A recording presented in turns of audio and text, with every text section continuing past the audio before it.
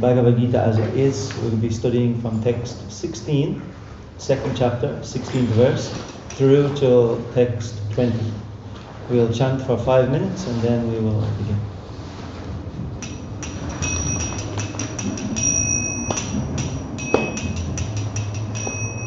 Nama Om Vishnu Padaya Krishna Prastaya Bhutale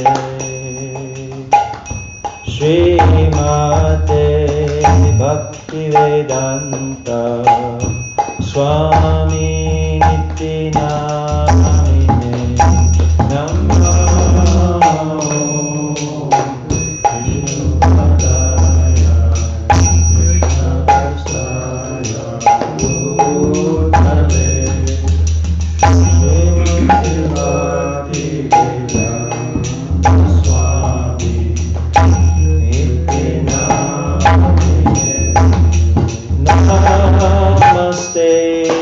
Sarasvati Deve Gauravani Pracharine Nirvisesha Shunyavadi Paschatya Deshatarine Namaste Sarasvati Deve Gauravani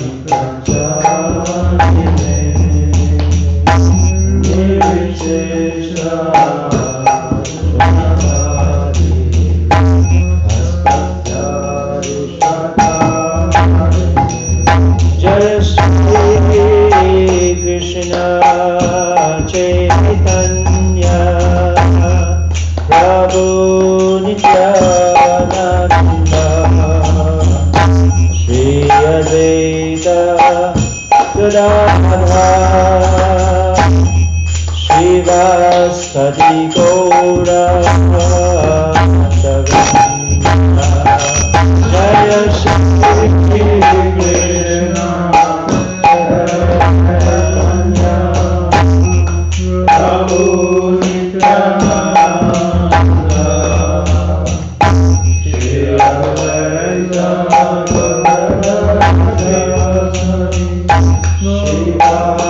Shivastadi Gaura Hare Krishna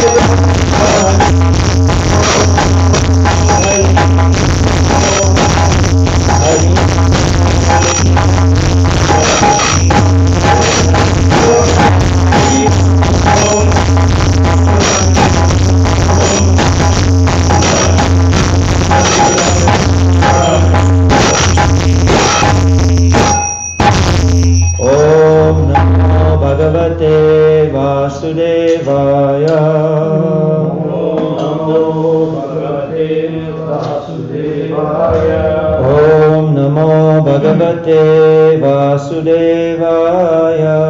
Om Namo Bhagavate Vasudevaya. Om Namo Bhagavate Vasudevaya. Om Namo Bhagavate Vasudevaya. So, reading from Bhagavad Gita as it is, chapter 2, text number 16 through to 20. So, someone's here for the first time. Does anyone remember what we were discussing last week? Don't worry, there is no punishment if you don't. So, for those of you who are here for the first class on Bhagavad Gita as it is, by A.C. Bhaktivedanta Swami Prabhupada. So we're at the stage where Krishna is about to already begun instructing Arjuna. So how did we get to this stage so far? You see here, we will see that this is Arjuna, yes, but Arjuna has something in common with you. So this book is not just Krishna speaking to Arjuna, it's also speaking to us. Yes, exactly. And what have we got in common with Arjuna? Arjuna is a human being, and we are also human being. Yes. So Arjuna also has different aspects to his life. One is that he has connections. So he's connected to certain ideas, certain culture, and certain people, yes? According to what he is connected to, then he will have certain insights, certain beliefs about, yes? And whatever he believes, he will speak about, yes? Whatever we believe, we speak. So in here, Arjuna is expressing what he's thinking to Krishna. And that's inhibiting him from where to send his love. Should he send his love to his cousins, or should he give his love to Krishna? Yes. Then that makes him, determination is zero. He sits down on the chariot, he's unable to pick up his bow, and his determination has gone from fighting to sitting down and not fighting. So that means he cannot have pleasure either in this world or in the spiritual world. And his survival rate is zero. If he stays like this, his survival rate will be zero. So now we also have things in common with Arjuna. We are connected to certain ideas, certain philosophy, certain culture, certain conditioning. We are connected. We have thoughts, we speak about these things, we live our life, and we have loved ones that agree with those specific things. We're determined to manifest those things, etc., etc. So Arjuna now, he is trying to become successful. Yes? Everybody in this room wants to be successful, yes? What success looks like for you, please take a seat. What success looks like for you is different from what it may look like for Arjuna. Yes? So for instance, let's take Arjuna as an example. What would success look like for Arjuna? When he goes to the battlefield and he's ready to fight, right? What is success for Arjuna? Can anybody say? Pleasure. Success, pleasure. That comes under the category of comfort. You see here, success, comfort, and acceptance. So if you analyze all human beings, they have these three things, three goals: to be successful, to be comfortable, and to be accepted. So for Arjuna, success. What is Arjuna's varna? What is his job? He was Kshatriya. Kshatriya. So success for a Kshatriya, is it to be a righteous Kshatriya or a sinful Kshatriya? Righteous. Righteous. So success for Arjuna looks like being a righteous Kshatriya, yes? Now Arjuna also expresses his desire to be comfortable. And he says that he wants to enjoy the kingdom. So comfort for Arjuna would be to enjoy the kingdom as a righteous king. He doesn't want to take the kingdom in a sinful way. He wants to take it in a righteous way, then he can enjoy the kingdom. And in that way he'll be accepted by society and by Krishna and by the whole universe as a righteous king. He'll be accepted. So that's what Arjuna's goals are. He wants to be successful, comfortable, and accepted. But what happened? Hare Krishna. What happened was Arjuna came to the battlefield ready to fight, fired up. He was ready. Krishna, show me what's going to happen here. And when he came, he saw, who did he see? On the opposite side. his uncle and grandfathers. His grandfather, who was there? Bhishma Dev, who? Dronacharya, Dronacharya, who? Kripacharya. Kripacharya, who else was there? His cousins, 100 cousins, right? Karna, Yes, Karna was also there on the opposite side. Duryodhana, Duryodhana, yes. and all Kauravas. All the Kauravas, All. 100 Kauravas. 100. So now Arjuna, he wants to be successful, he wants to be a righteous king, he wants to enjoy the kingdom, and he wants to be accepted in a dharmic society. But now he's on the battlefield, ready to fight, and he looks on the opposing side. And he says, hey, Bhishma Dev, all my family members these are worshipable people. These are respectable elders. They are a position of authority in the community. And Arjuna is saying, I cannot speak back to them. That's rude, right? Yeah. To speak to your elder in a disrespectful way is give you a bad energy, right? In India especially, in Indian culture especially. In the West we're kind of advanced in talking back to our parents. But in India, the parents have a big influence in the children's life. As one of our teachers, he says, if you're Indian, if you have Indian parents, you have three options. You can be a doctor, a lawyer, or Engineer. a failure. You're a doctor, a lawyer, or engineer, or failure. You have four choices. So we are influenced very much, yes? So to talk back to an elder is like, it's very disrespectful. So Arjuna has to not just talk back, but he has to fight and kill them. That's not righteous activity. So he cannot, looks like he cannot succeed, right? So the opposite of success is failure. And it looks like he won't be comfortable, because if he kills all his family members, who will he enjoy the kingdom with? So that means it's only going to cause him suffering, yes. And then he won't be accepted in a dharma community. He won't be accepted by the dharma and artha shastras, because he's just offended. He's just killed worshipable seniors. So therefore he will be rejected and he will feel outcast. So he has these goals. This event has taken place, and now he's looking at it. And Arjuna says to Krishna, "Oh Krishna, I can see only causes of misfortune." Arjuna can't see how he's going to be successful. If he kills them, he will have no one to enjoy with. Yes? If he kills them, he'll be sinful. Yes? If he kills them, he'll ruin a whole dynasty. Yes? So Arjuna is thinking, I can't win here. I can't be successful. There's not going to be any comfort, and I'm not going to be accepted anywhere, materially or spiritually, for doing this sinful activity. So Arjuna is really he has this belief, and then he has this belief which is telling him that he must always has this belief system. I must always succeed, I must always be comfortable, and I must always be accepted. So this is like an irrational belief system that Arjuna has. He's thinking, no, I must always be successful. No, and no time can I ever be defeated. So Arjuna is confused. So what happens is, the event and his belief system cause him to have consequences. The consequences are depression, anxiety, his hands are shaking, the bow is slipping from his hand, and his mouth is drying up, and he drops his bow. His famous bow, Gandiva, he drops it. And he said, previously he said before, if anybody tells me to drop this bow, I'll finish them. But now he himself, due to his belief system and due to his inability to see the opportunity here, he's only seeing causes of misfortune. So he can't overcome his belief system on his own.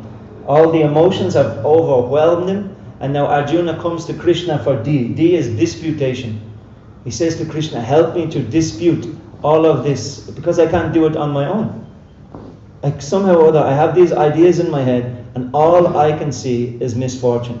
And that misfortune is stopping me from going forward. So then he asks Krishna, you please help me.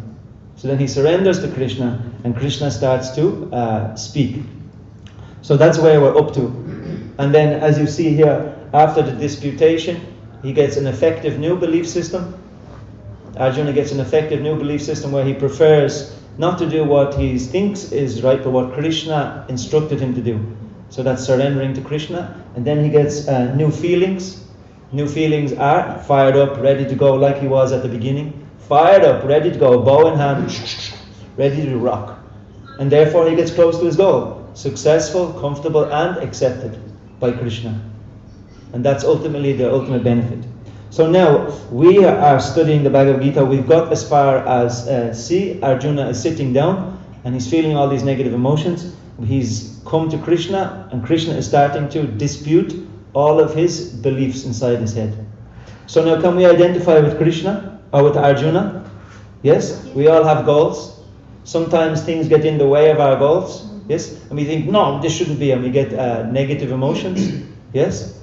And then if we can't overcome these negative belief systems, these irrational belief systems, then when we read Bhagavad Gita, immediately we can be lifted out from our conditioned belief system and we can be lifted up to the spiritual perspective.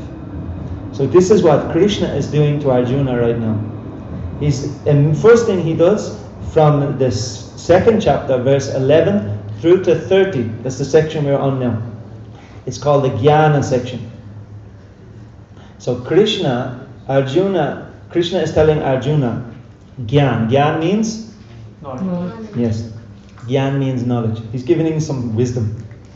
So the first thing, just recapping, the first thing Krishna says, look, you are talking like a very wise person. You are saying, oh, they are worshipable. I know everything about the culture. I am knowing Krishna. I am knowing Indian culture. I know you don't do this to the pita. You don't do this to the uncle. You don't do this to the cousin. You don't do this. I know. The first thing Krishna says, Asochananda sochastam pragyavadam syabhasase gatasam zagata samscha nanu sochanti panditaha. You know, but you don't know. You are not a panditaha. You are not a pandit. That means you are not knowledgeable. Yes? So therefore you need Gyan. Yes. So the first thing Krishna says, look, you think you know all of these things, but you don't know real knowledge. And then Krishna says, look, all of these kings, Natvevaham, Chatunasam, Natwam Neme Janadipa, Nachaivana Bhavishyama Sarve Vayamataparam. Krishna says, look, everybody on this battlefield, I am here, you are here, they are here. Never was there a time when I did not exist, nor you, nor them. And nor in the future shall any of us cease to be. So he's saying that there's a soul inside the body. This body will die, but you, the soul, will never stop existing. And I will never stop existing, and the soul inside their bodies will never stop existing. So what's he doing? He's immediately taking Arjuna out of the what concept? The bodily concept. He's taking him out from thinking that he is the body. He's saying, you're not the body. You're not Bhishma's grandson. You're the soul inside Bhishma's grandson's body. Does it make sense? You are the Atma, not the Sharira. Yes? So because you have relatives, they are relative to your body. They're not relative to your soul. Yes? So you are not the body, you are the soul. Immediately Krishna says, and he says, look, don't just take my word. He says, just watch. Dehinosmin yatha dehe, kaumaram, yovanam jara, tata dehantara praptis, dhiras tatra namuyati. He says, look, the soul is inside the body. The body is changing. You had a little boy's body, the body will go to a young man, a young woman, and then the body will get old. And then it will die. And a person who knows that they are the Atma and not the body, when the body changes and goes through the changes and dies, they're not bewildered by that. They don't get confused about the body changing, because they realize, I am the person, the body is changing. Yes? So Krishna says, you can make that observation. Just see, the body is changing, but you are not changing. Your thoughts are changing, but you are having thoughts, and you are having a body. You are the Atma, not the Sharira, the body.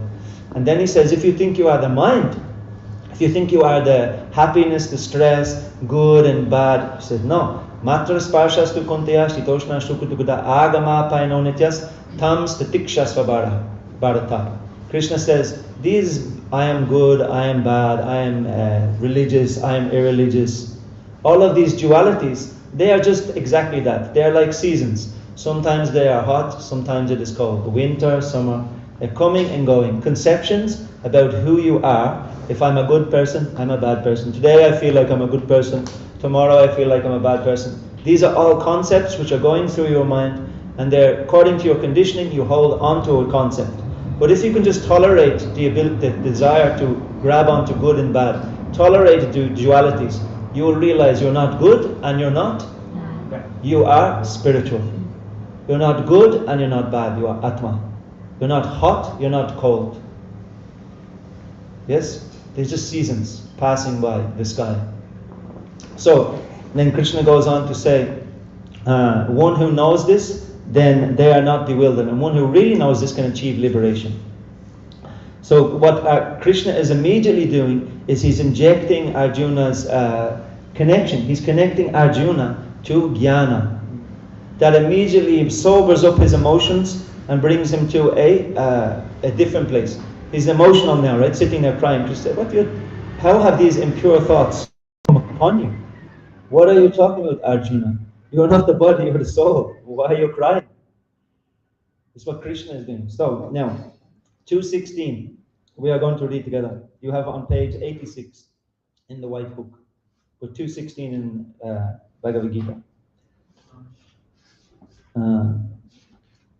Yes, very good. You can repeat after me. Nasato vidyate bhavo na bhavo vidyate sataha ubayor api drishtantas tvanayos tattvadarshibhi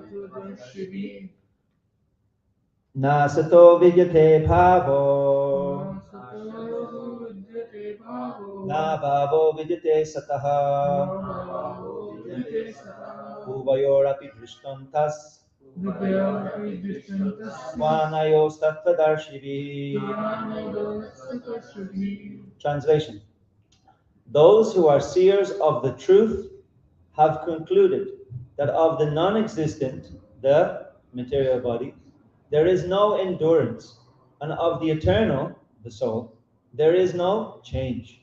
This they have concluded by studying the nature of both. Who's speaking here? Krishna. He's speaking to Arjuna. So immediately he's saying, actually, there's this wonderful book. I don't know if you've seen this book. I'm not getting paid to do this. But this book is amazing. If you're studying Bhagavad Gita and you want a study guide, then this is amazing. By Burijan Prabhu. And he explains step by step what is going on, what the acharyas explain are going on. So he's explaining also here about an overview of the Bhagavad Gita, which is very good. And here he's explaining that it's jnana section, and what Krishna is, Arjuna is receiving transcendental knowledge from Krishna. And this transcendental knowledge, in this specific verse, we can find out here, get some insight onto what is being spoken here. I'll share it with you. So, Burijan Prabhu, well, first let us read Prabhupada's purport. Purport. There is no endurance of the changing body. That the body is changing every moment by the actions and reactions of the different cells is admitted by modern medical science. And thus, growth and old age are taking place in the body. But the spirit soul exists permanently, remaining the same despite all changes of the body and the mind. That is the difference between matter and spirit. What's the difference between matter and spirit? Spirit is beyond this body, and matter consists of that. This body is a matter, and spirit is beyond this. Yes, and that's a good point. And Prabhupada says here, what does he say about the body? What does the body do? Body and mind, what? Changes. And the soul remains the same. So the body mind is changing from boyhood to youth to old age, but the spirit soul is staying the same. Yes, brilliant, very good. So this conclusion is established by all classes of seers of the truth, both impersonalist and personalist. So here, Prabhupada is referring to what Krishna says, that there are people who have conceived the truth. And those people who have seen the truth, this is what they have explained. Now, there's different levels of vision, right? Like, has anyone ever, there's one movie I saw about a pure mathematician. It's an amazing movie, and this person, he's a mathematical brain, Srinivas Ramanujan. Hmm? Srinivas Ramanujan. Ramanujan.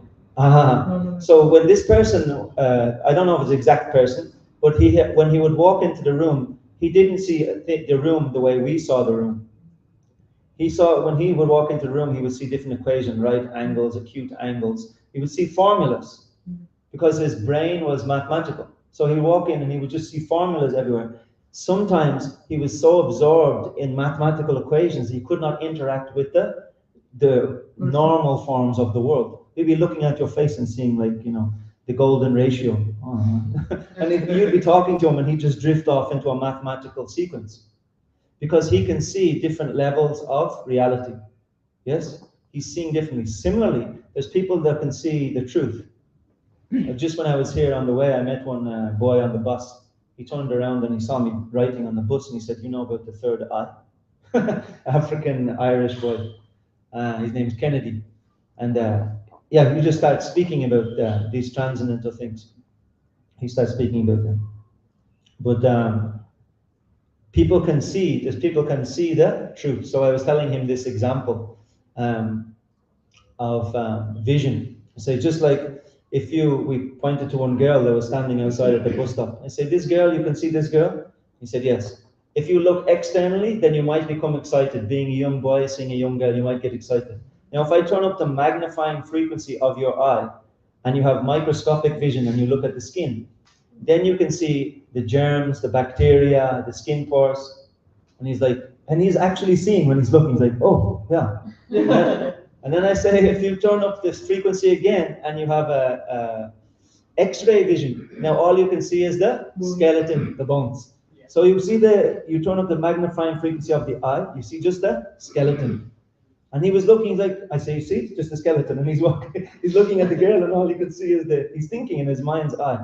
His mind's eye is able to envision a skeleton there. So he's seeing in his X-ray vision. And then I said, now imagine you turn up again, magnifying frequency to spiritual vision.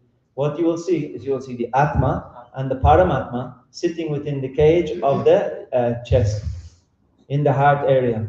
You'll see the Atma and the Paramatma. So the way to tune your vibration or tune your thing is you need to go to a spiritual optician. That's the spiritual master. They're spiritual optician. Like you're wearing glasses, I also wear glasses. So you have to go and you have to surrender to the spiritual optician. You have to sit there. He says, "No smoking here in my optician place. You can't eat McDonald's here. You can't drink alcohol in my optician place, right? And you can't roll around with your girlfriend here. No illicit sex, no intoxication, just to get your eyes fixed, yes?" So he says, "You just sit down here and you wait till I'm ready. I will call you." He's waiting there. Tick tock, tick tock. You don't know when he'll call. Then he calls and he says, "Okay, come here, sit down here. Take this manual. Follow this manual to the T, to the letter, and sign here. You have to sign. And you have to pay him a fee. Means you have to give him some dakshim." And then he will sit down and say, "No, whatever you're saying is wrong. What I tell you is right." Yes? And then you walk out with a prescription that he gave you to see the world. Yes? And now you think you're seeing the world according to his prescription. Similarly, we are spiritually blind, but we come to Krishna, who is the seer of the truth, and other seers of the truth, and they will help us to see, turn up our magnifying frequency, again, from X-ray to spiritual vision. Yes? So the seers of the truth, they both impersons and persons say. And then he quotes the Vishnu Purana. In the Vishnu Purana, 2:12:38, it is stated that Vishnu and his abodes all have self-illuminated spiritual existence. Jyotismi Vishnur Bhavanani Vishnu. Vishnu. The words existent and non-existent refer only to matter, spirit and matter. That is the version of all seers of truth. So what's saying that there's the verse is saying, Na sato. Sataha means what? Sat. If you have sat sangha, sat means Truth. Eternal. And sat, yes, eternal truth. Yes, sat means eternal. So here in the word for word, na sato, that means na means not eternal. Yes, so non-existent. Asata, asataha. When you put the a before the word, it becomes negative. Yes. So if I say Sat, it means eternal. If I say Asat, it means not eternal, material. So here he's explaining that existence and non-existence, what exists is the soul, what doesn't exist is the body. It won't exist. This is the beginning of the instruction by the Lord to the living entities who are bewildered by the influence of ignorance. By the influence of? Removal of ignorance involves the re-establishment of the eternal relationship between the worshipper and the worshipable, and the consequent understanding of the difference between part and parcel living entities and the supreme personality of Godhead. So when I'm distributing books, Bhagavad Gita on the street, then we will help make it simple for people. We will say, look, you have the Atma, here you have the Paramatma. When you connect the Atma and the Paramatma through mantra, you get Sat Chit Ananda. When ignorance comes between the Atma and the Paramatma, the Atma turns away from Paramatma and then goes out into the world through the eyes, the nose, the ears, the sense of touch, and the tongue. Yes? And he's like a virtual reality suit. You put on the body and you are going around in the world of pixels. Or maybe this apple on this virtual tree will make me happy. You bring it, hey. But you don't realize that you're in a virtual reality and you have a suit on, and virtual apples can't make you satisfy your hunger. Similarly, apples of this world can't satisfy the hunger of the Atma. So the Atma has turned away because of ignorance, thinking the idea that I can have pleasure separate from my connection to God. That idea is ignorance, because you're ignoring the truth and you're turning away from the truth and going towards an illusion or Maya. Yes? So the example is given of a reflection of a tree on the bank of a river. Yes? So you have the tree which is full of fruits on the bank, apples. Let's say it's a spiritual tree or mango tree. Now is mango season. And so you have mangoes on the tree. But because the tree is difficult to climb up to the mangoes, but in the reflection, the mango is just there. Yes? So you jump into the river thinking it's easier to jump here than to climb this tree. So you jump in and you start growing from one mango to the other in the water. Hey, and every time you go, you get it, and it's like, hey, the only thing that was exciting was if I would be able to get the mango. But then when you get it, it's less, hey, no substance. So then you think, oh, I made that one over there in the reflection, that one at the top there, that big red mango, I want that one. When you swim over and you grab that thing. So that's illusion. We are swimming around in the material. We have disconnected the Atma from the Paramatma.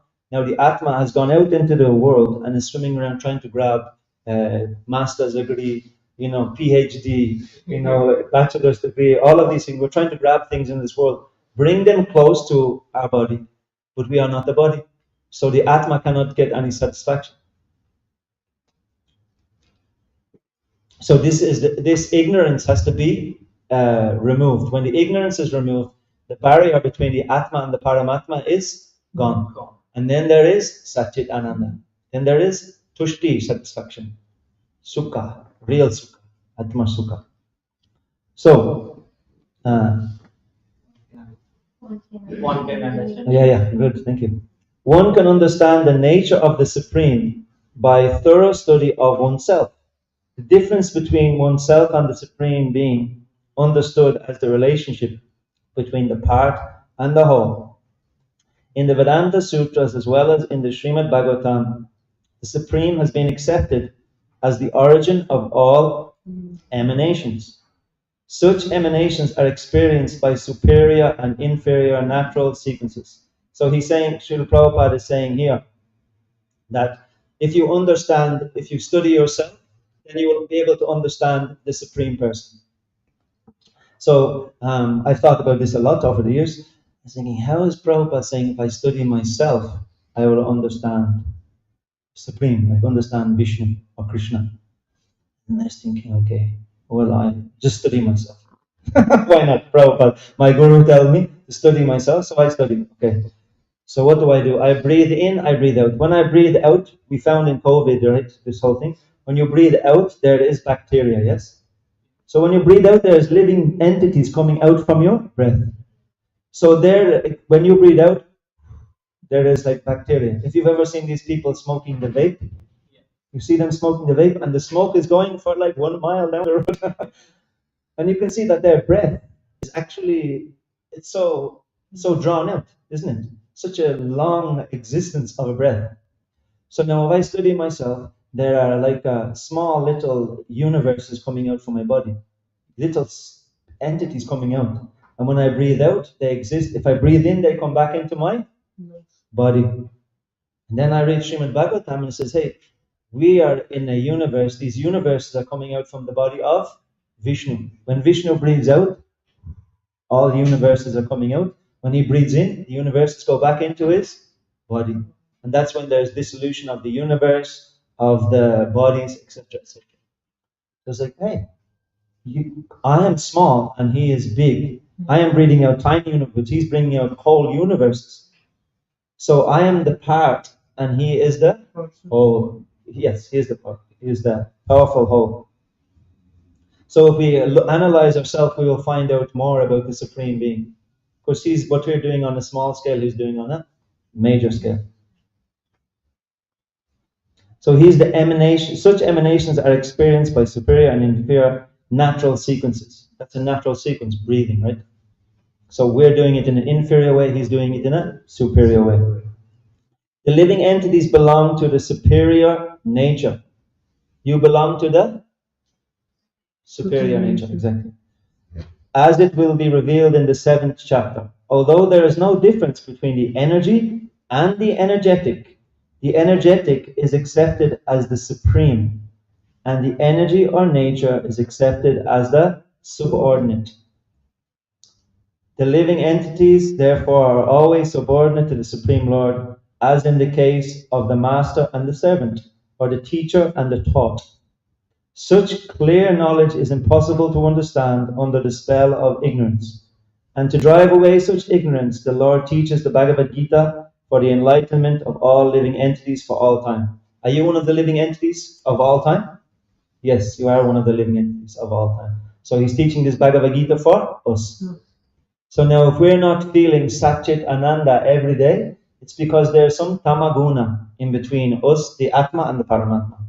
To remove the ignorance, we have to use mantra. So this Bhagavad Gita is full of mantras or slokas, yes? Krishna is speaking shlokas, like a transcendental knowledge. So we chant Hare Krishna Maha Mantra. It will remove the ignorance between the Atma and the Paramatma, and there will be Satchit Ananda. And when we stop chanting Hare Krishna or hearing Krishna in our connected to Krishna, only Maya will be coming in there. And Maya will give us either tamas or rajas, maybe some sattva if you're lucky. But usually she will give you rajas and tamas, and that will, because we've turned away from Krishna, right? We turn away from Krishna and Maya is there. Okay, you don't want to go to Krishna? Let me find you a nice dream world where you can enjoy. Then she takes us and gives us a material body, just the one that we want, and then she gives us a material environment. But if we turn back to Krishna, we say, hey, Hare Krishna, oh Krishna, Krishna, Hare Hare, Hare Rama, Rama Rama, Hare Hare, Hare Krishna, Krishna Krishna, Hare Hare, Hare Rama, Rama Rama, Hare Hare, Hare Krishna, Krishna Krishna, Hare Hare, Hare Rama, Hare Rama. We are showing Krishna, we are saying, look, my intention is to connect with you. That is, we are using our free will to chant Krishna's name, to call him, say, Krishna, come closer. I realize that I turn away from you because of some stupid idea came in my mind, tamaguna, ignorance. Then when I came into the level of ignorance, that's Devidam, Devi gave me a whole playground of tamagun, rajagun. And I was playing there, but I could not get satisfaction. So therefore, I'm calling you again, Krishna. I'm calling you again. And therefore, I'm chanting your name. Hey Krishna, Hare Krishna, Hare Krishna, Krishna Krishna, Hare Hare, Hare Rama, Rama Rama, Hare Hare. This will remove the tamaguna. So text number 17.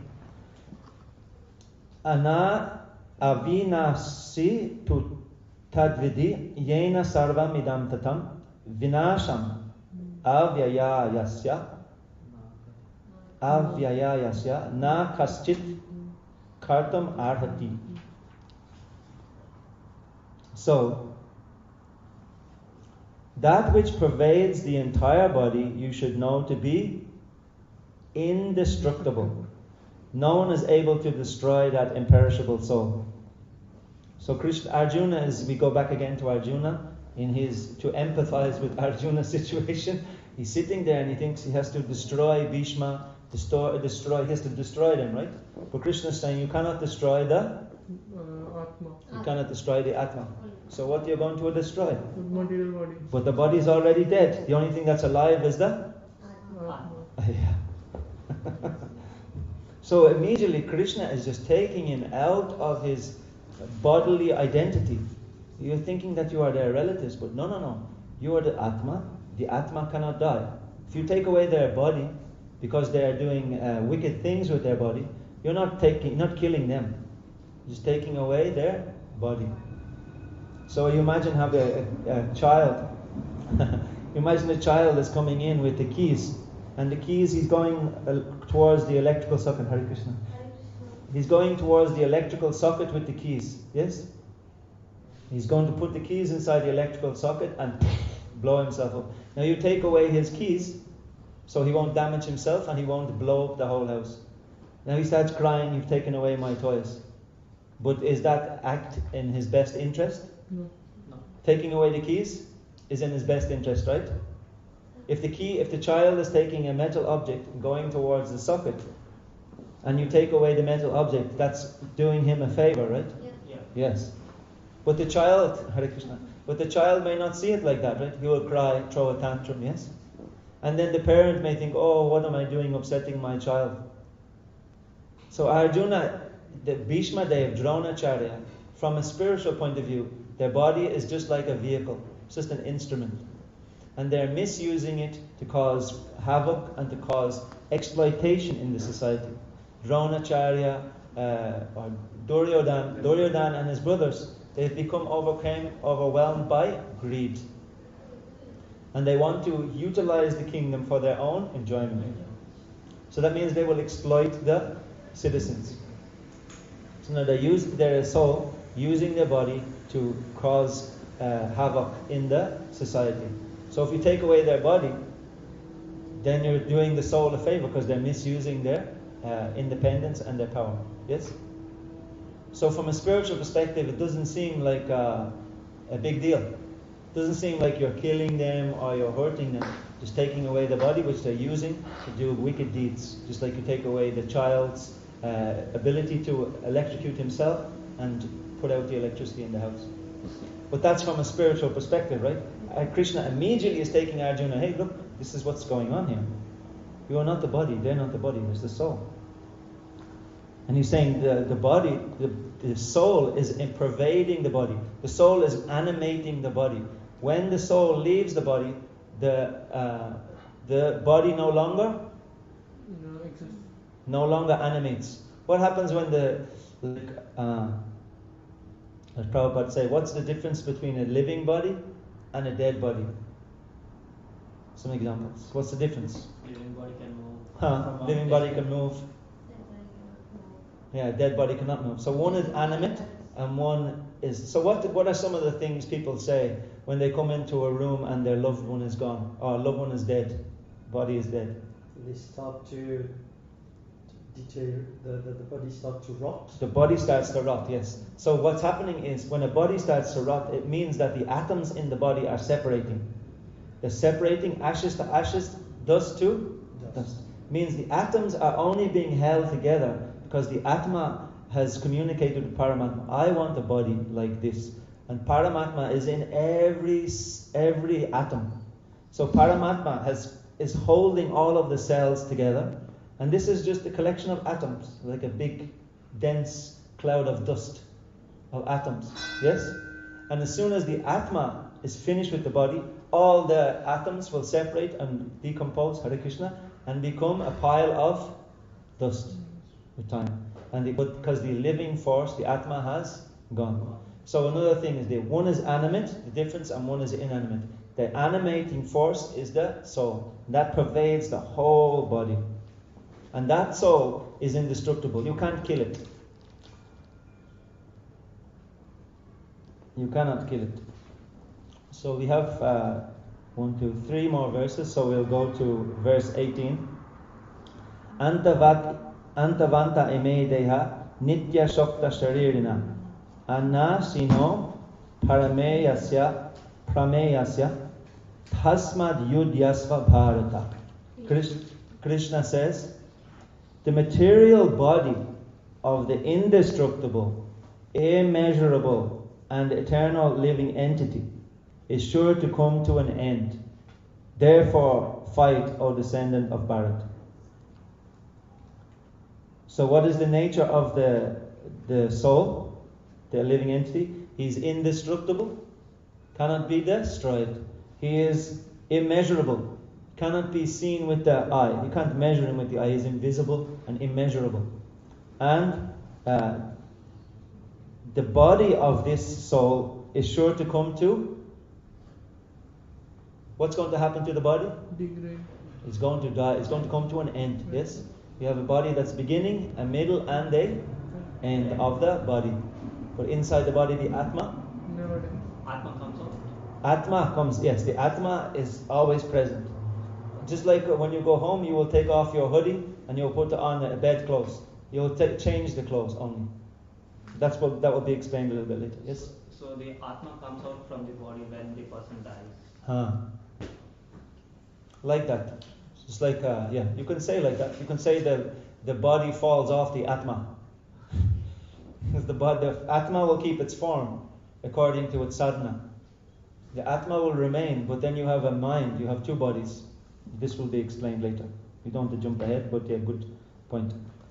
So we'll go to the next verse, and then we'll read the purport to the purport to 20, for keeping time for questions, etc. So text number 19. Nainam veti hantaram yas chainam manyate hatam obau tau na vijanito nayam hanti nahanyate. Neither he who thinks the living entity the slayer. What does it mean to slay? To kill. Yeah? Kill. Nor he who thinks it slain. For this is in knowledge. For the self slays not nor is slain. So the English here can be, for a Dublin brain, it can be a little bit funky. Neither he who thinks the living entity a killer. So the soul is not killing. Nor he who thinks it is slain. The soul who cannot be killed. So the soul cannot be the killer, and the soul cannot be killed. So by doing your duty, you're not going to be a killer, and you're not going to be killed, because you are the soul, and they are the soul. So the soul can't die, and you can't die. The Bhishma soul can't die. Dronacharya's soul can't die. Duryodhana's soul can't die, and your soul can't die. So who's killing? This is Jnana section. You see, Krishna is giving him Jnana, material knowledge, which separates matter from spirit. So he's immediately putting away his illusion. So, yes, and then we'll read 20 and the purport to 20, because it summarizes and it's lengthy. Na jayate mriyate va karachin, nayam bhutva bhavata va nabuya, ajo nitya shashrato yam purano, nahanyate hanyamane sharire. So, here Krishna continues, for the soul there is neither birth nor death at any time. He has not come into being, does not come into being, and will not come into being. He is unborn, eternal, ever existing and primeval. He is not slain when the body is slain. So again, Hare Krishna. Again, Krishna is re-emphasizing the soul has always existed. It never came into being. It will never stop being. It's always existing. And he's unborn, eternal, ever existing, and primal. And he's not killed when the body is killed. Again, emphasizing. So, purport. Srila Prabhupada. Quantitatively, the small atomic fragmental part of the Supreme Spirit is one with the Supreme, in qualitatively, excuse me, I said qualitative. So the living entity is the same as the Supreme in quality. He undergoes no changes like the body. Sometimes the soul is called the steady or kutta shta. The body is subject to 6 kinds of transformations. So here are the 6 kinds of conformations. They're good to memorize. First is it takes its birth from the womb of its mother's body. Remains, that's number 1, remains for some time, grows, produces some effects, gradually dwindles, and at last vanishes into oblivion. The soul, however, does not go through such changes. The soul is not born, but because he takes on a material body, the body takes its birth. The soul does not take birth there. The soul does not die. Anything which has birth also has death. And because the soul has no birth, he therefore, he has no past, present, or future. He is eternal, ever existing, and primeval. That is, there is no trace in history of his coming into being. Under the impression of the body, we seek the history of birth, etc., of the soul. The soul does not at any time become old as the body does. The so-called old man therefore feels himself to be in the same spirit as in his childhood or youth. Have you ever seen that? You go to your grandfather or grandmother and they're old body but they are just like kids. Right? My grandmother like this very much. She's like a little girl. She's born here in Dublin she left the body a few years ago. But she is just like an old woman's body, but little girl spirit. And you see it all over in India. You see this like old man, his body is finished, but he's just smiling like a small boy. That's what Prabhupada is trying to explain here.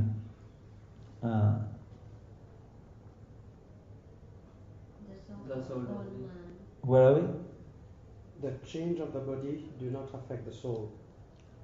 Oh yeah, this change of the body. The soul does not at any time become old as the body does. This one? The so-called old man therefore feels himself being the same. The changes of the body do not affect the soul. The soul does not deteriorate like a tree, nor anything material. The soul has no byproduct either. Interesting. The byproducts of the body, namely children, are also different individual souls. And owing to the body, they appear as children of a particular man. The body develops because of the soul's presence, but the soul has neither offshoots nor change. Therefore, the soul is free from the 6 changes of the body. So Srila Prabhupada is saying, the body has these 6 changes, the soul doesn't have any of these changes, the body will die, the soul will not die. And the soul doesn't have any children or any byproducts. It's only the body which is producing byproducts. Okay. So we'll stop there. Is there any questions? I have. It might be very basic or some different question. Like, what is the language of soul? If we can say. Can you say that again? What is the? So which language soul understands? Like, yes, like in our material body's perspective, if I born in an Indian family, gradually I develop linguistic skills and average skills in Hindi or different languages of the region.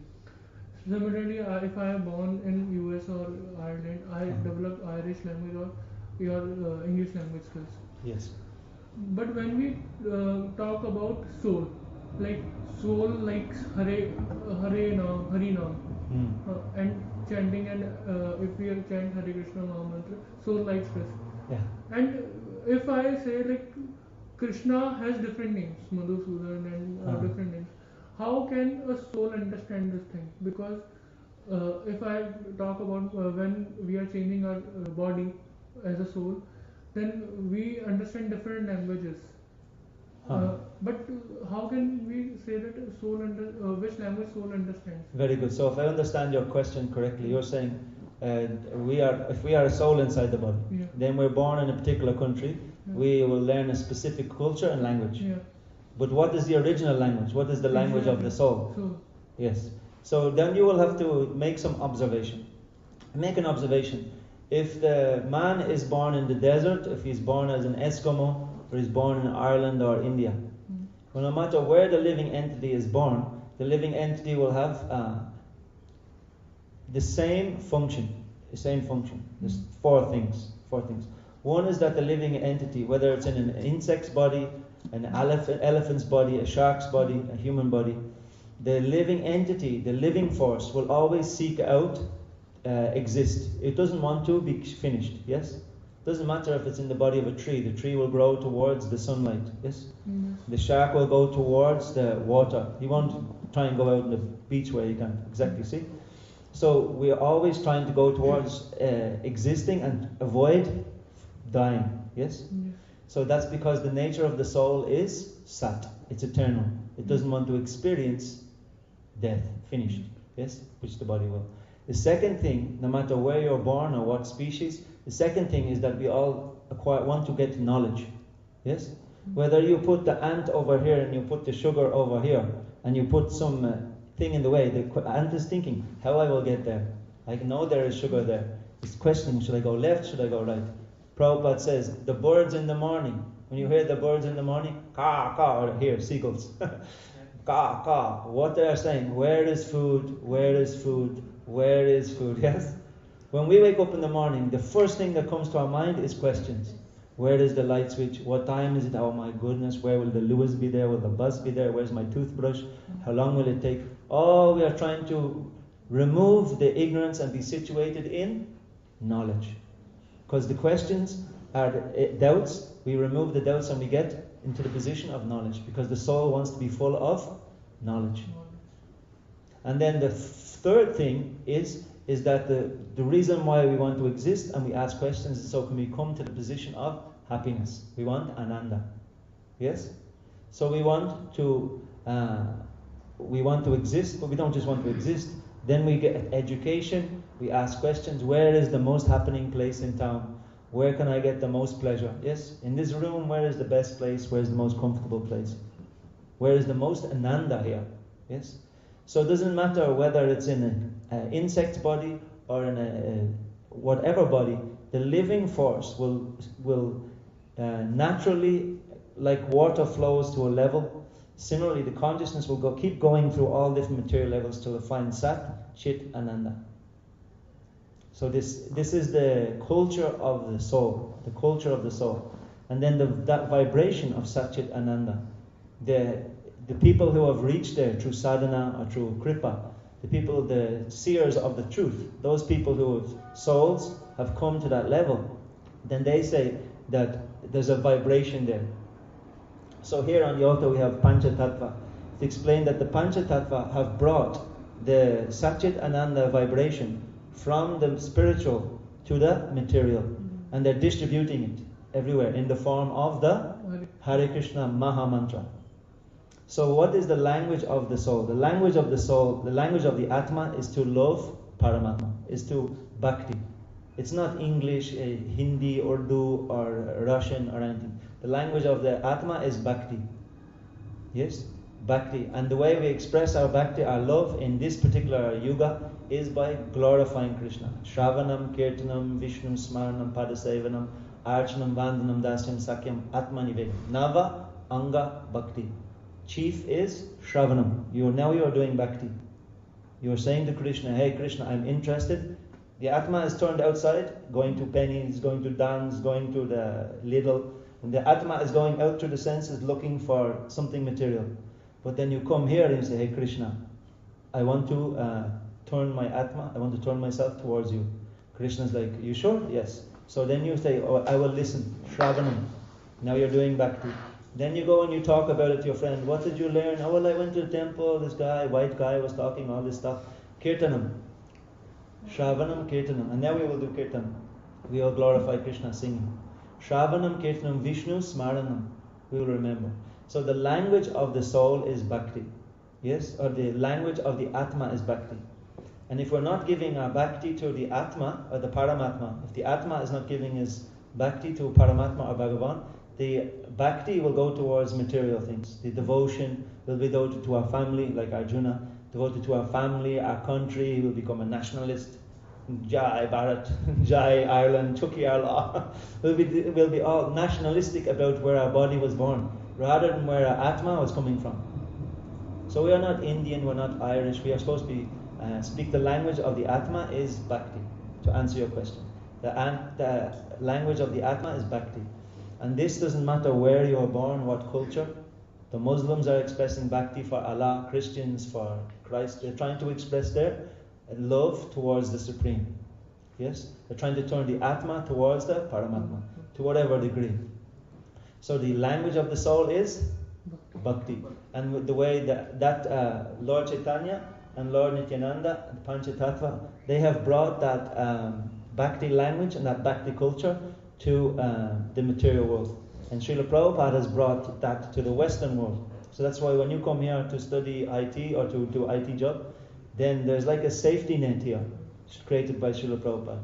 People from India have left the Krishna's culture in Bharat. They've come to the West. And then the West, there's like this safety net. You know, if you jump off a bridge and then there's a net which catches you. So this ISKCON is can be like a safety net. Because here you get Krishna's teachings, you get Krishna Prasadam, you get Krishna Kirtan. And that keeps the Atma close to the Paramatma, back to Bhagavan. So Lord Chaitanya says, Golokera, Narottam Das Thakur actually says, Golokera Premadana Harinama Sankirtana. That in Goloka, on that Satchit Ananda world, Golokera Premadana, the highest vibration there is Prema. The highest action is Prema. So they have taken that Goloka Prema and they've come down here and they're distributing it to everybody. We take it. You don't have to do anything, you just take it.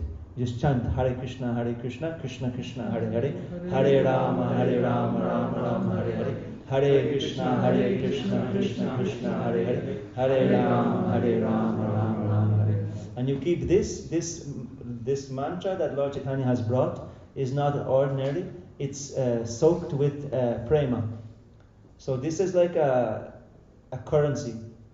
The Atma has got this now very valuable currency. You can go to Paramatma. Look, I've got this mantra given to me by Guru Krishna, by Guru and Gauranga. And then he said, oh, you got this prema mantra. You keep cultivating this prema mantra, and then it will steal the attention of Bhagavan or Paramatma. Then again there will be union and Satchit Ananda. Anybody can do this. It's not sectarian. So no matter what culture you're brought up in, what language you speak, you chant the names of God, you will connect, and you will actually learn the language of Bhakti. Does it make sense? Thank you very much. Srila Prabhupada ki. Yeah. Thank you very much for your attention.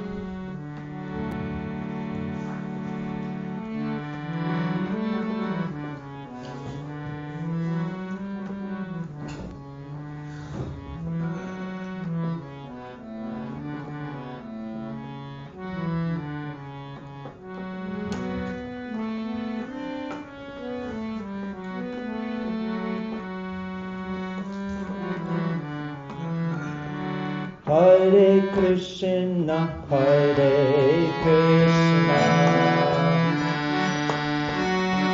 Krishna Krishna, Hare Hare, Hare Rama, Rama Rama, Hare Hare. Bolo, bolo. Hare Krishna, Hare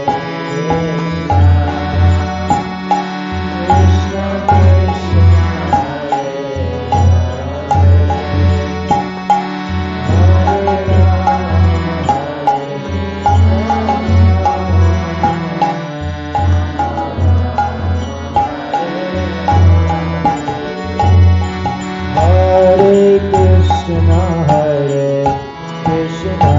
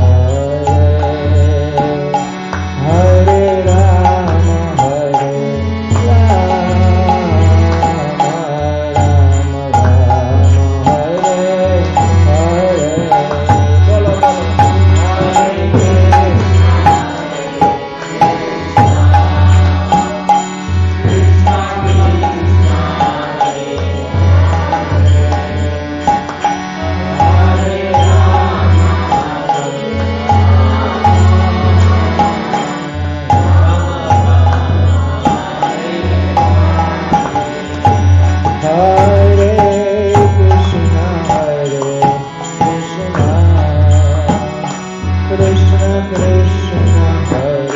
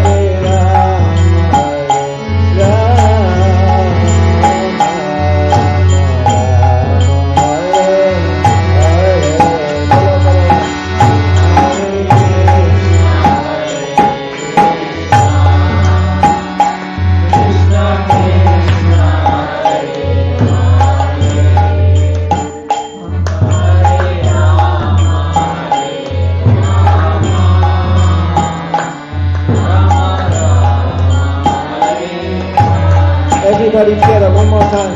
Hare Krishna, Hare Krishna,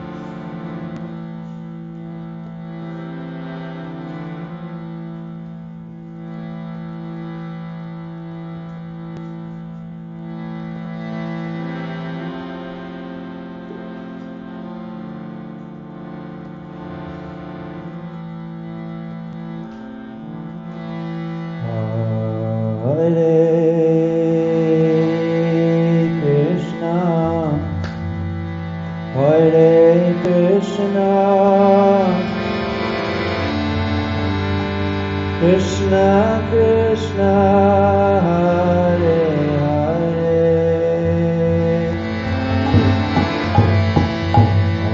Hare Rama Hare Rama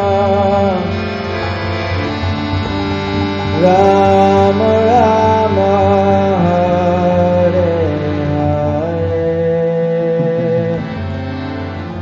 Everybody together. Hare Krishna, Hare Krishna, Krishna Krishna, Hare Hare, Hare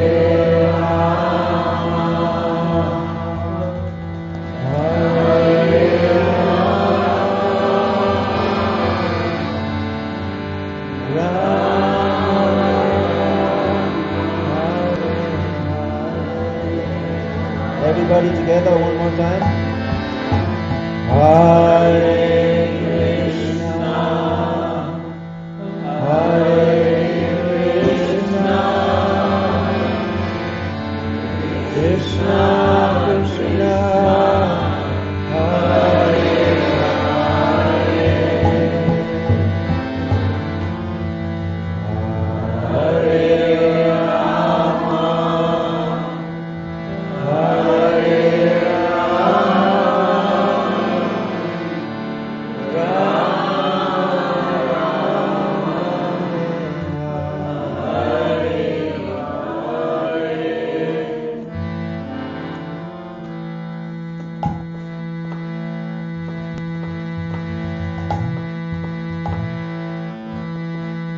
Hare Krishna, Hare Krishna,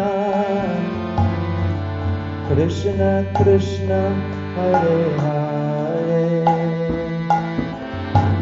Hare Rama, Hare Rama, Rama Rama, Hare Hare, Hare Krishna, Hare Krishna, Krishna Krishna,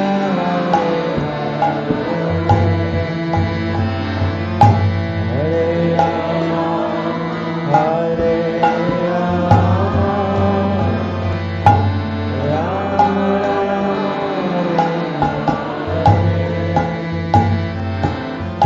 Hare Krishna, Hare Krishna, Krishna Krishna, Hare Hare, Hare Rama, Hare Rama, Rama Rama, Hare Hare. Follow. Hare Krishna, Hare Krishna, Krishna Krishna,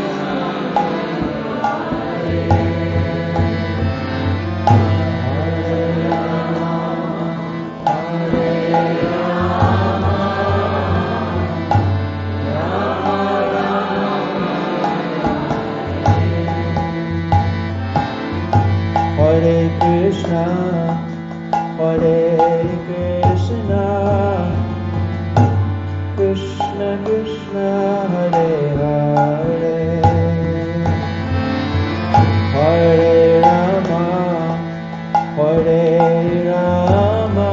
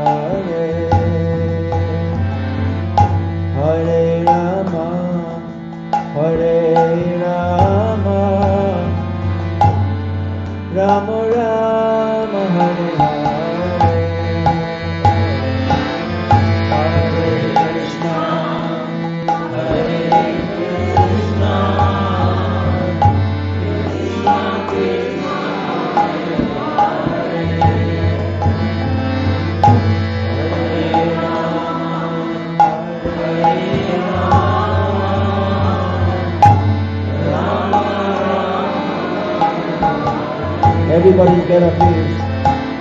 Hare Krishna, Hare Krishna, Krishna Krishna, Hare Hare,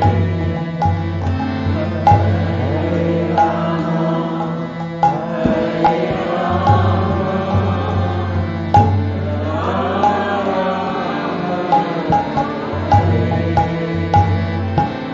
Hare Krishna, Hare Krishna,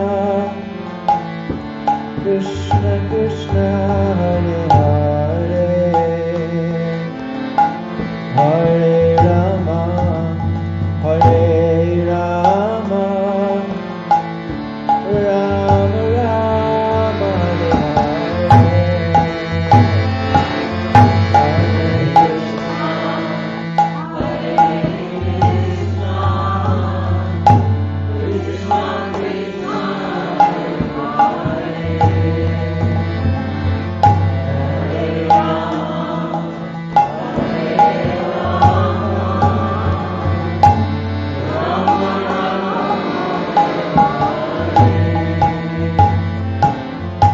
Hare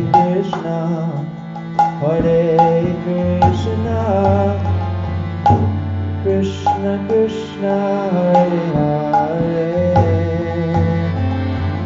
Hare Rama, Hare Rama, Rama Rama, Hare Hare, Hare Krishna,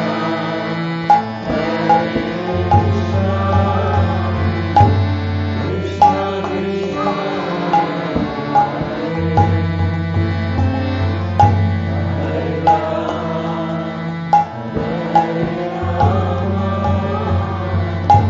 Krishna Krishna, Hare Krishna, Hare Krishna, Krishna Krishna, Hare Hare,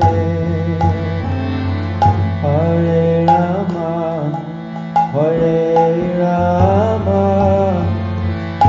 Rama Rama, Hare Hare, Hare Krishna,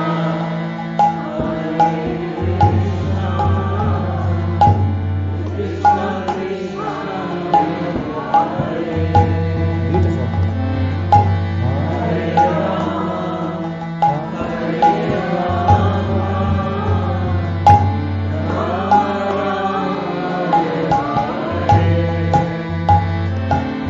Hare Krishna, Hare Krishna, Krishna Krishna, Hare Hare, Hare Rama, Hare Rama,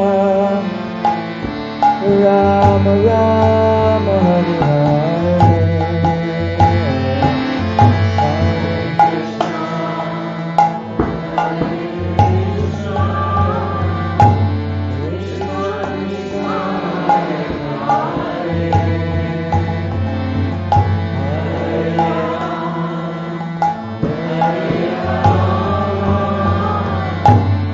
Hare Rama, Hare Krishna, Hare Krishna, Krishna Krishna, Hare Hare, Hare Rama, Hare Rama, Rama Rama, Hare Hare, Hare Krishna, Hare Krishna, Krishna Krishna, Hare Hare, Hare Rama, Hare Rama, Rama Rama,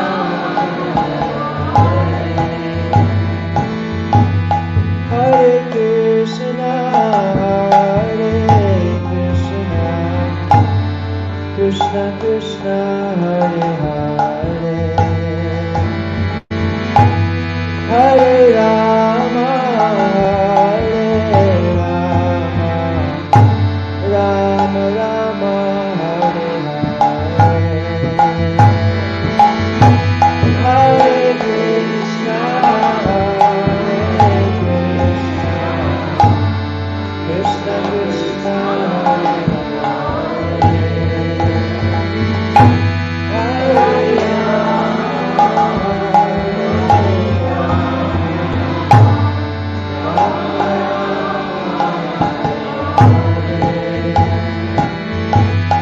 Hare Krishna, Hare Krishna, Krishna Krishna, Hare Hare, Hare Rama, Rama Rama, Hare Hare, Hare Krishna,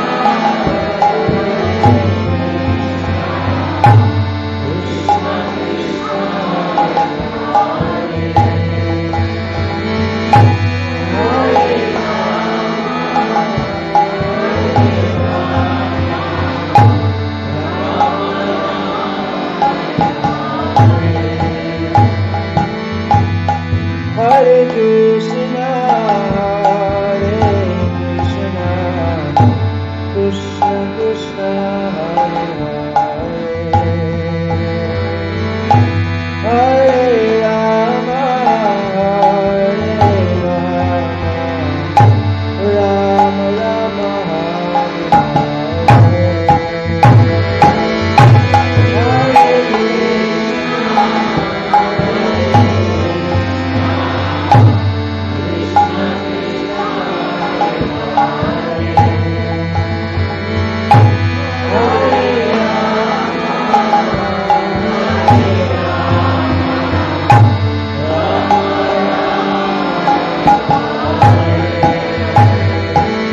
Hare Hare, Hare Krishna, Hare Krishna, Krishna Krishna, Hare Hare, Hare Rama, Rama Rama,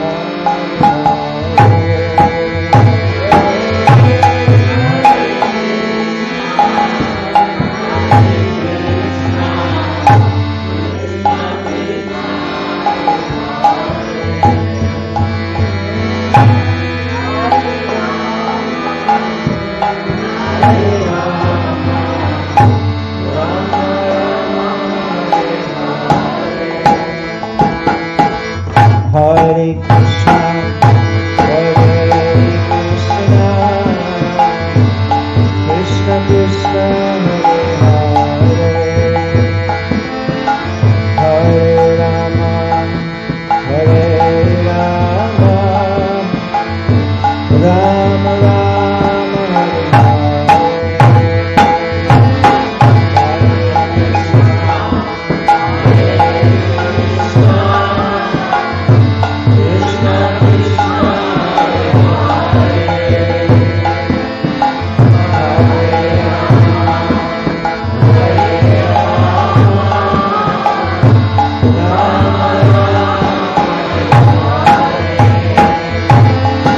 Hare Krishna, Hare Krishna, Krishna Krishna, Hare Hare, Hare Rama, Rama Rama, Hare Hare.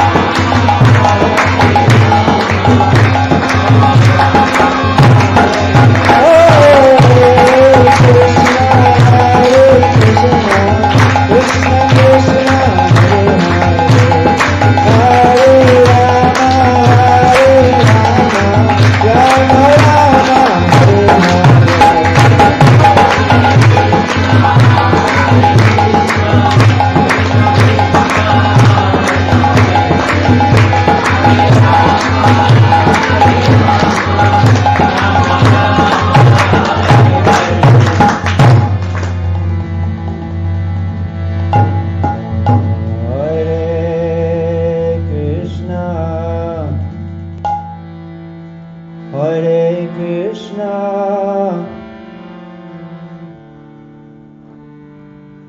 Krishna Krishna, Hare Hare, Hare Rama, Hare Rama, Rama Rama, Hare Hare. Everybody please. Hare Krishna, Hare Krishna, Krishna Krishna, Hare Hare, Hare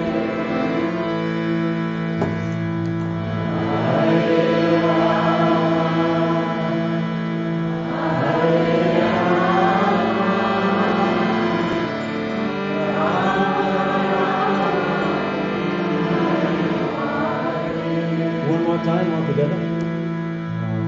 Hare Krishna, Hare Krishna, Krishna Krishna, Hare Hare, Hare Rama, Hare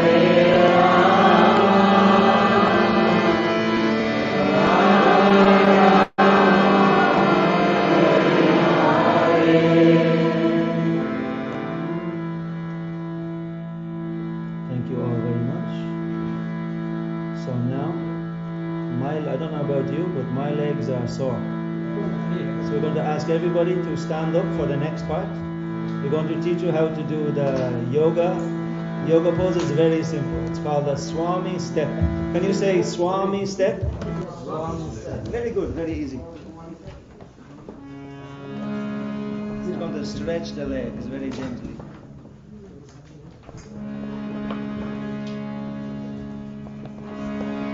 Yoga, can you pump this? I have to play this. Pump. So, you can all put your hands in the air like this. Yes, if you have hands. If you don't have hands, it's okay. And if you have legs, everyone have legs? You have a right leg, you can put it to the left, like this. Very good, expert. Then you put it back to the center, and then you put your left leg to the right like this. And then you make this graceful motion with your hands like this and your legs like this. This is called a Swami step. Can you say Swami step? Swami step. So this Guru, he taught us that spiritual dancing is very elegant, effortless, and it's like a natural sway of the body. There's no raving here. So it's just like this. So when I sing the Hare Krishna mantra, then you can have your hands down, otherwise your hands will fall off. And then when you sing, you raise your hands and you move your legs like this. Does that make sense? Very good. So you will play this, you will take a break from the outlets for now. We can make a circle also. We can make a circle just to make it more. And you can pump this as hard as you can, very hard. Strong, very strong. Stronger. Very hard.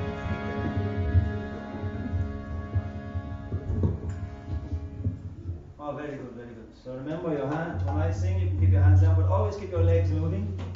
Good, yes. Don't kick each other. If you kick each other, you get a yellow card. You ready? Okay.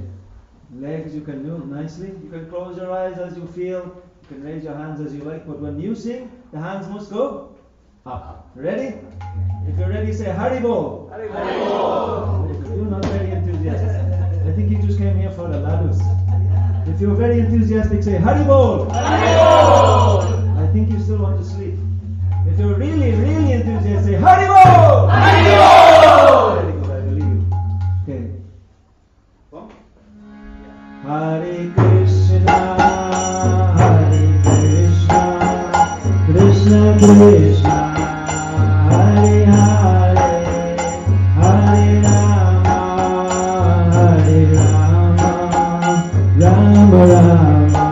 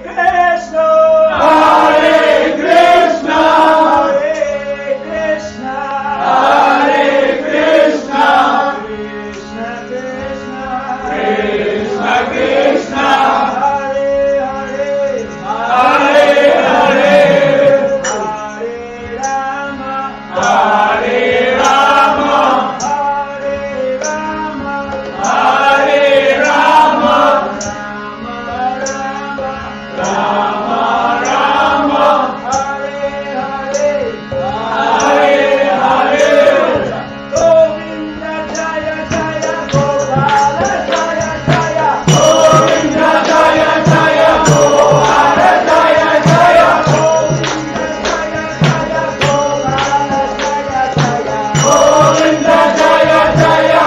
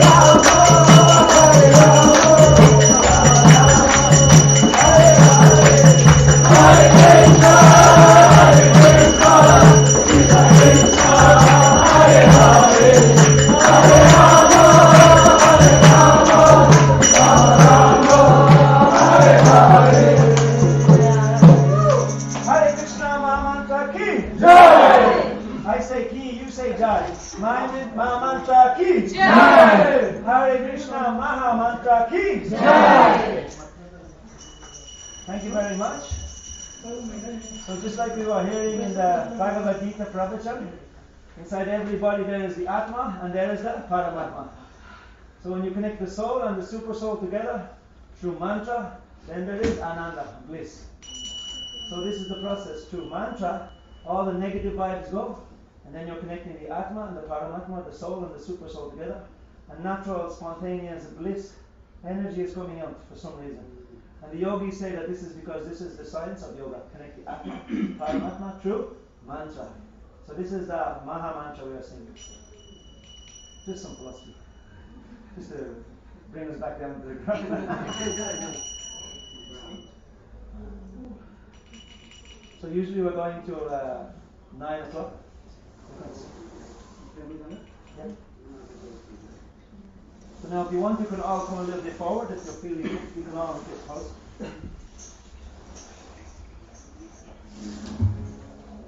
Here on the altar we have the Murtis of Panchatattva. So it's explained that these 5 personalities have brought this mantra, and they've made this mantra extra special and full of rasa, full of ecstasy. So when you chant this mantra in front of the Panchatattva, according to the yogic text, it's giving you extra special mercy and joy. You got that thing with the pegs? You put it all together. So that is that Prabhupada is making you burn the calories, jumping, and make you calm down a little. Shanti, Shanti.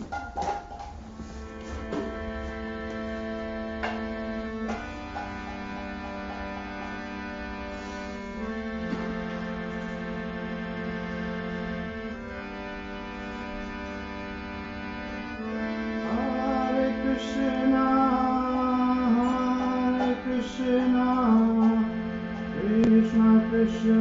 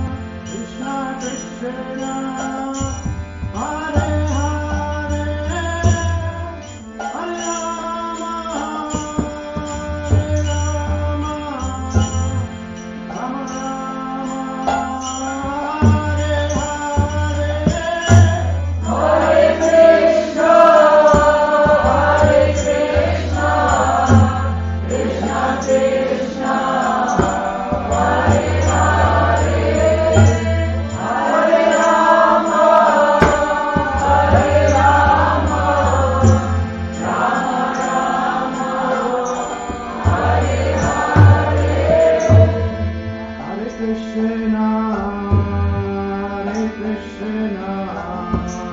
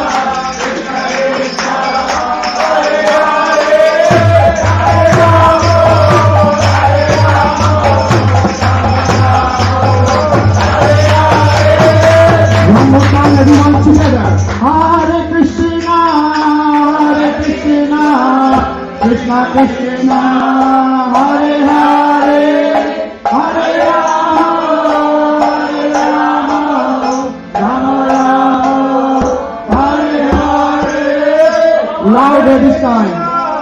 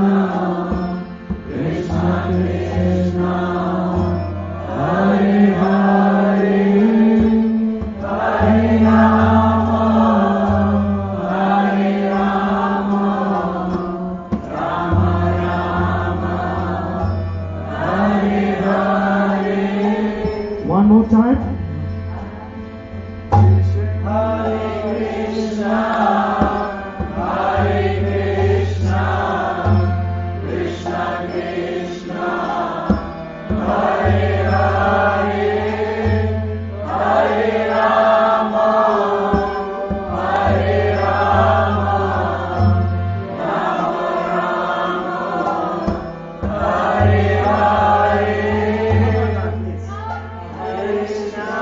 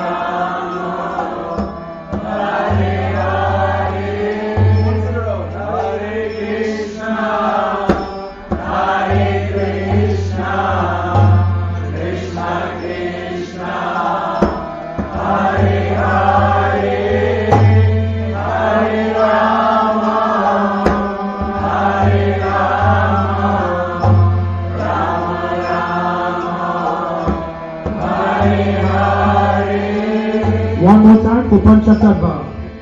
Hare Krishna, Hare Krishna, Krishna Krishna, Hare Hare, Hare Rama, Hare Rama, Rama Rama, Hare Hare.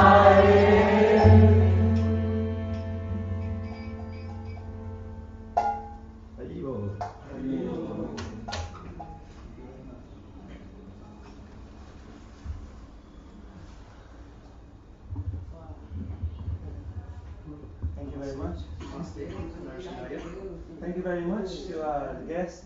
You're here for the first time?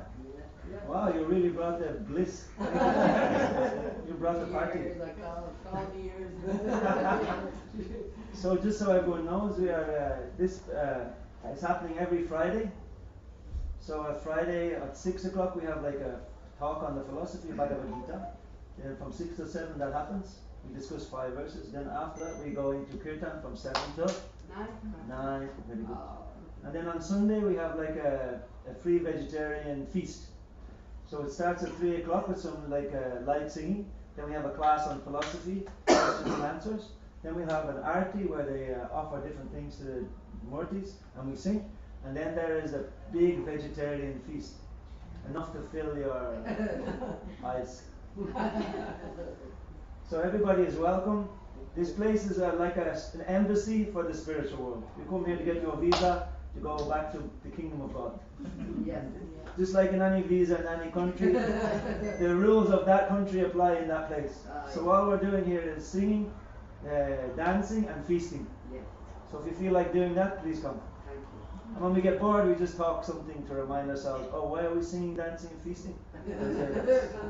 If you need some reminding. So now we are closing up. There's a prayer that we usually sing, which is like a prayer of protection. I noticed somebody was looking at this lion on the wall. So this lion is a form of Vishnu that comes to this world to protect the pure devotional energy inside the individual. So that if you see there, just beside him on our left, there's a small boy with a garland. And he's been attacked by that demon who's actually getting surgery on his lap. So the demon on the lap, he represents all the things which stop us from connecting with our inner joy, our inner love. His name is Hiranyakashipu. Which means he's attached to a goat and soft bed. I am a little bit too. But so we all have this we all have this lazy materialistic aspect. But then we have that pure, loving, joyful, devotional aspect. So Prahlad represents that.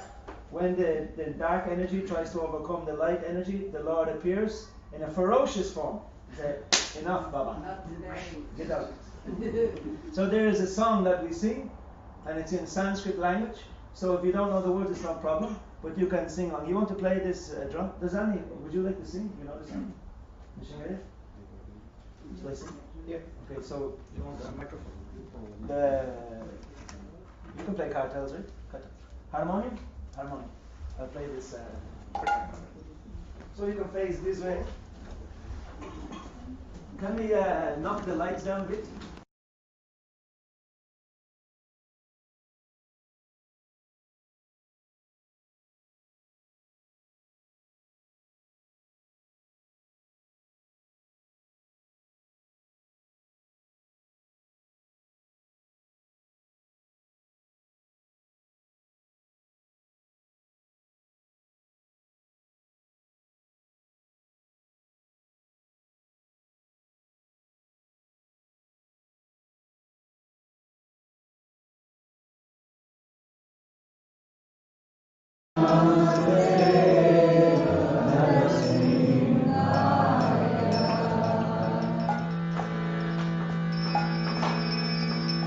Namaste Narasimhaya.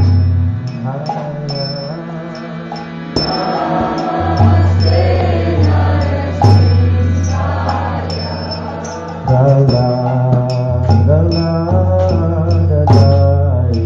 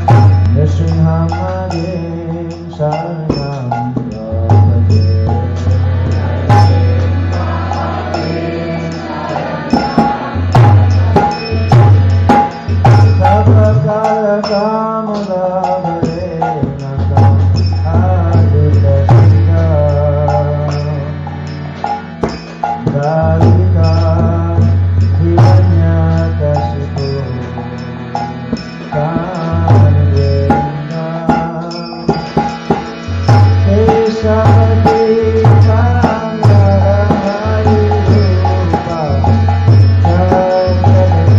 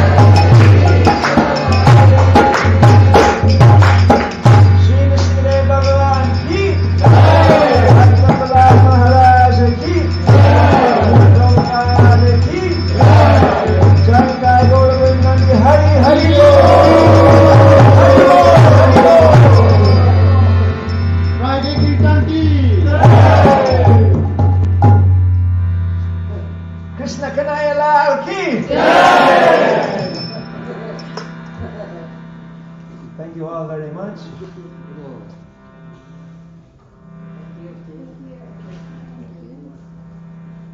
If anyone has any questions or some information, and if I can help in some way you want, you can ask and for the next few minutes. Hare Krishna. Do you know any call from ISKCON or any community call? Yeah, there's Cork? a devotee call. They can get you there. This or not? You live in Cork? Where do you live or not? So before you leave, there's Mataji Mariana. She makes cakes every Friday. She Make comes or she doesn't come. She makes sure that we get prasad here every Friday. Oh. There's prasad every Friday. She comes or she doesn't come. She makes. You stay where you are, we will bring it for you. You can give her a clap.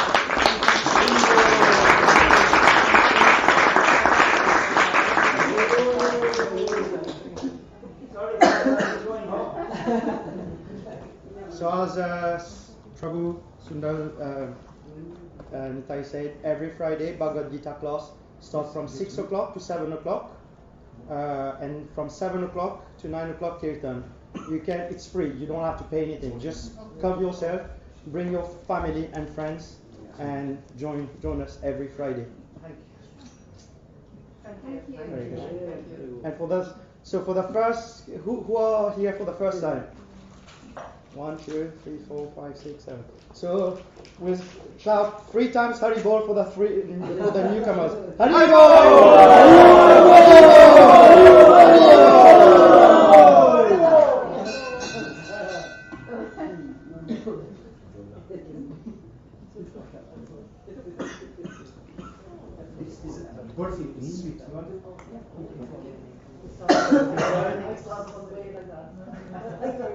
Just take one if you're driving.